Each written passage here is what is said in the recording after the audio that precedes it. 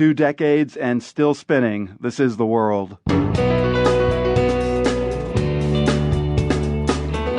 I'm Marco Werman. Today we celebrate 20 years on air, and we also look forward, including what's ahead in the fight against ISIS in Iraq. I think everyone should understand that if they want to get rid of ISIS, they have to help the local Sunnis do it. Plus, a German Jewish historian says it's time to publish Mein Kampf again. There's not the slightest point to suppressing access to a book that anybody can call up on their computer. And the granddaughter of a Hiroshima survivor marries a U.S. serviceman.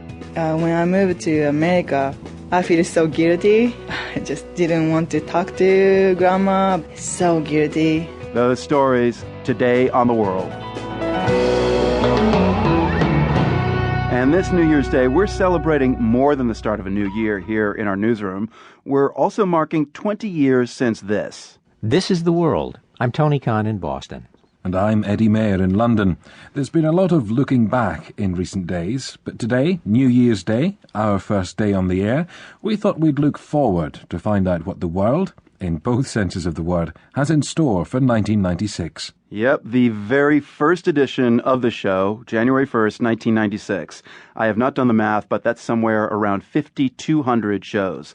And change? Yeah, a lot.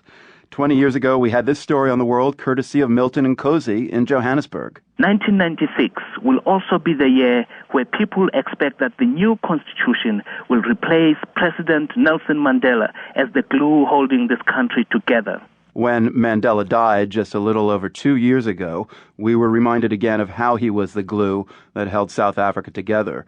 Listening back to that first show on January 1st, 96, I was also reminded how some stories have grown in relevance over the past 20 years. Here's presenter Eddie Mayer speaking on day one with our first correspondent in India, Sunita Thakur. Sunita, is it an exciting country to cover, to be a reporter in? There's no question. One of the things that is particularly exciting, I think, in India for the time being, and is a subject very close to my own heart, is women. Women have become very much the centerpiece of a great deal of development.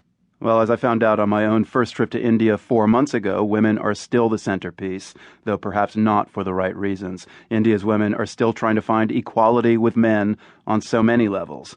And consider this. On that first edition of The World 20 years ago, we asked our listeners, you, to write us actual letters if they wanted to give us any feedback. And then presenter Tony Khan offered this hopeful note. We'll also be connected pretty soon, our hope is, with the Internet.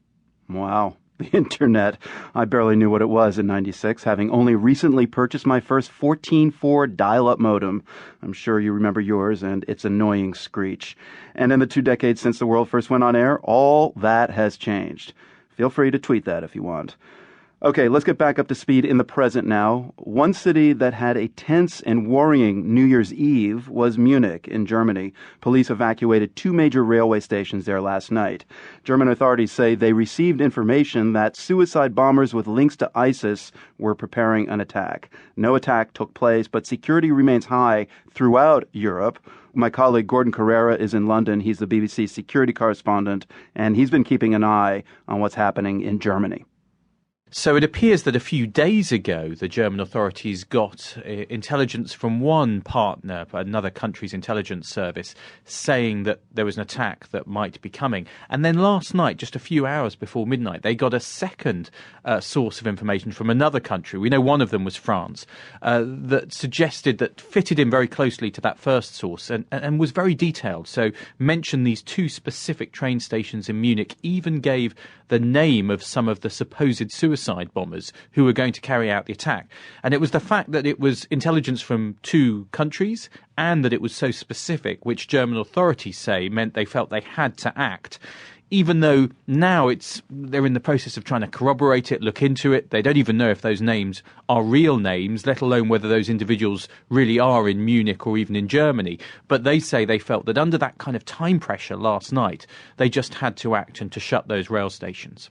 And Munich was not the only city in Europe that altered first night plans because of terrorism concerns. Brussels also canceled its annual New Year's event. What do you think all this says about the threat right now? Well, there's no doubt Europe was on edge over Christmas and New Year. There were arrests in Ankara of people supposedly with suicide belts. There were